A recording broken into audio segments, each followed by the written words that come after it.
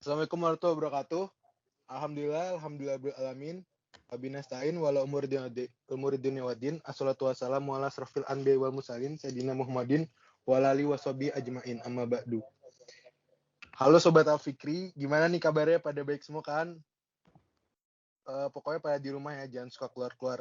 Nah, balik lagi ke podcast Challenge Alfikri. Yang mana hari ini kita bakal mengundang narasumber yang nggak kalah terkenal nih di Alfikri. Ya di pokoknya sekitaran Rohis di Universitas Diponegoro lah. Coba bisa langsung aja ngomong dengan siapa? Ya, halo, nama aku Vidi Abdurrahman, bisa dipanggil Vidi, asal Semarang dari S1 Teknik Kimia angkatan 2018. Di sini aku kesibukannya ya banyak sibuknya ya di Sekum Alfikri dan mungkin beberapa tempat lainnya lah ya. Oke. Jadi kita udah bersama Mas Vidi ya. Ya, Hmm. tadi aku juga lupa perkenalan. Jadi aku balik lagi nih, aku dengan Rael dari bidang syiar Alfikri 2020. Nah, terus kita pada podcast kali ini bertemanya tuh mengapa kita harus berdakwah. Jadi dengan pengalaman Mas Widi yang udah pernah ngikuti lika-liku Rohis di Universitas Diponegoro nih. Menurut Mas Widi tuh kenapa sih kayak insan manusia tuh wajib berdakwah gitu? Kira-kira kenapa ya? Nah, uh, dari pandangan aku pribadi sendiri ya, kita tuh sebagai umat manusia sendiri harus wajib untuk berdakwah gitu kepada umat manusia yang lainnya gitu. Berdakwah itu nggak cuma selalu tentang yang ayat-ayat Al-Quran, kita ngasih ayat Quran, kita ngasih hadis, kita ngasih macam-macam, nggak selalu kayak gitu. Karena ya mungkin kita sebagai mahasiswa pada umumnya ya kan ilmunya masih awam nih, nggak bisa lah kita kayak tiba-tiba ada orang di jalan terus tiba-tiba kita latak robuzina gitu kan, tiba aneh gitu kan. Aneh sih. Iya. Jadi cuma sekedar mengingatkan, jangan lupa sholat, jangan lupa, besok puasa yuk, atau mungkin kita share story-story gitu di IG Instagram, kita repost Ustadz, kita apapun itu mengingatkan pada kebaikan itu juga udah termasuk dakwah gitu, udah termasuk memberikan kebaikan kepada orang lain kayak gitu. Nah, dari urgensi dakwah sendiri ini ada banyak sebenarnya. Yang pertama yaitu kita itu mengikuti para nabi dan mencontoh mereka gitu.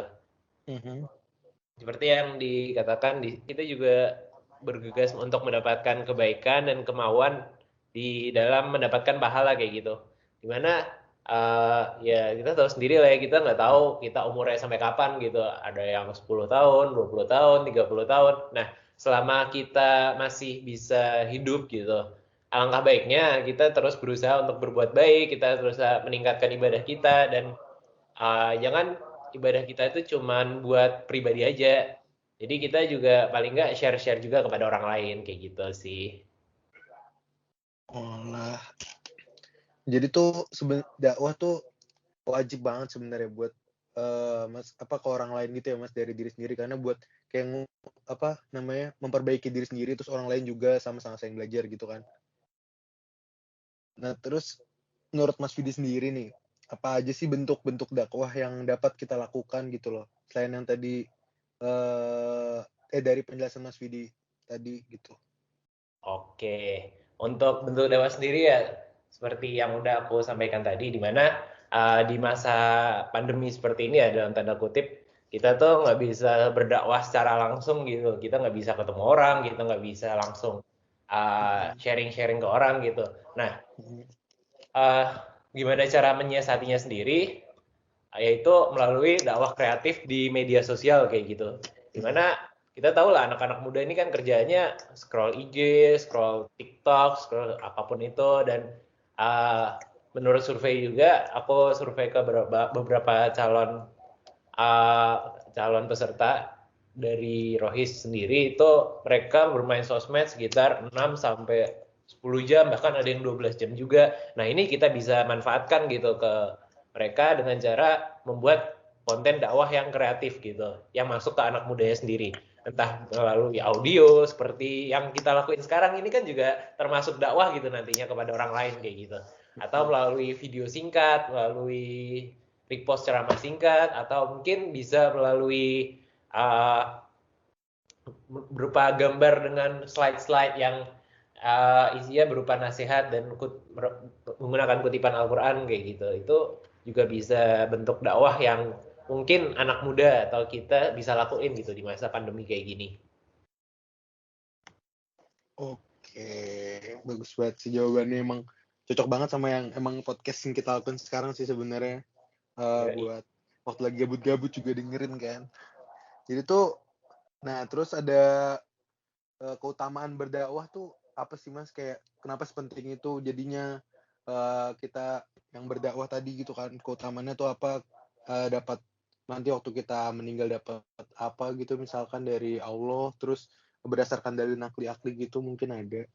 Mungkin bisa ceritakan Mas keutamaannya gitu menurut Mas Yudi.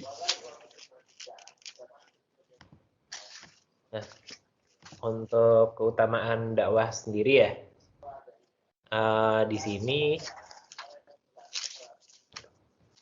aku baca artikel yang dipost di muslim.or.id, di mana ini ada beberapa 16 alasan mengapa kita mesti berdakwah. Nah, yang pertama sendiri yaitu mengikuti para nabi dan mencontoh mereka. Nah, kemudian kita juga dapat bergegas untuk mendapatkan kebaikan dan kemauan di dalam mendapatkan pahala. Dan kemudian juga berusaha untuk mendapatkan pahala-pahala yang besar dan kebaikan-kebaikan yang banyak dengan hanya perbuatan yang sedikit. Seperti yang dihadiskan oleh Nabi Muhammad SAW telah memberikan kabar gembira dengan sabdanya, mandalla ala khairin falahu mislu ajri fa'ilih. Barang siapa yang menunjukkan kepada sebuah kebaikan, maka baiknya seperti pahala pelakunya. Nah, jika kita ini menunjukkan kepada agama Islam, bagi kita itu seperti pahala Islamnya, amalannya, sholatnya, dan puasanya tidak mengurangi hal tersebut dari pahalanya sedikit pun. Kemudian ada taufik dan pendekatan kepada kebenaran. Lalu ada juga kenapa kita harus berdakwah, itu harapan solehnya keturunan. Kemudian termasuk dari buah dakwah adalah memberatkan timbangan-timbangan kebaikan kita pada hari ditunjuknya amal perbuatan. Kemudian kita juga melakukan dakwah ini kepada Allah merupakan sebagian dari sebab-sebab kemenangan dan keberuntungan kita di dunia dan di akhirat. Dan ada beberapa alasan mengapa kita harus berdakwah lainnya, seperti itu mungkin.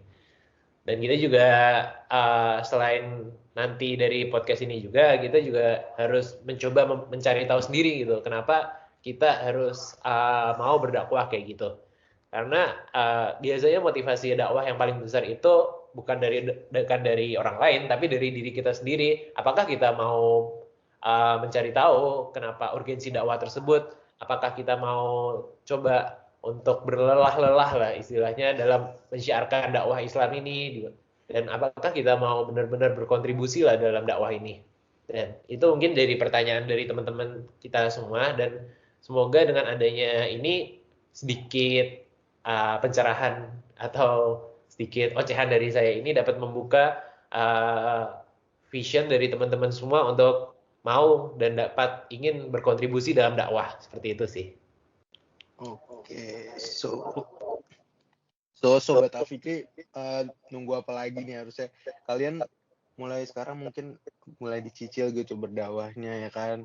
Mungkin bisa ikut dengan cara, kalau misalnya emang mau tahu-tahu dakwah gitu ya paling bisa ikut ke rohis di dekat-dekat internal di dekat jurusan kalian gitu, ataupun di lingkungan Undip tuh banyak sih kayak rohis gitu, ataupun juga kalian bisa baca apa namanya Insta Alfikri gitu, atau OA Alfikri lainnya gitu. Dari situ kan kalian juga bisa nanti ngasih tahu berdakwah ke keluarga kalian gitu atau saudara kalian. Jadi mungkin gitu aja dari kami ya. Terima kasih Mas Vidi atas ilmu-ilmunya yang dikasih. Semoga sukses terus dan sehat selalu. Terus buat semuanya juga sama Mas Vidi, jangan lupa stay safe dan 3M-nya dijaga ya. Ini kan lagi emang pandemi corona gini kan. So, see you next time. Bye-bye. Wassalamualaikum warahmatullahi wabarakatuh.